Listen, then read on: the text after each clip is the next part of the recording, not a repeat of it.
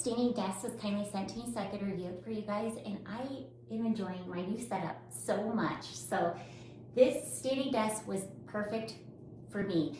I was looking for one that wasn't going to be too big, but would fit a walking pad underneath perfectly. We're trying to make the most of our space, so I didn't want anything that was going to be big and bulky, and this one's perfect.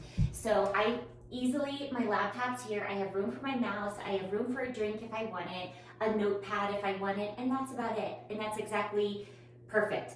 I was able to set this desk up all by myself, and if I can do it, you can definitely do it. It's a manual hand crank. It's very easy to use. So to crank it, you just turn it down and then up. So it'll just raise and lower very easily. Then, to get your walking pad, so you want to make sure, so your distance, you want to make sure you're going to get one that's under 22 inches. So mine, for example, is just a little over 19 inches, and it works perfectly.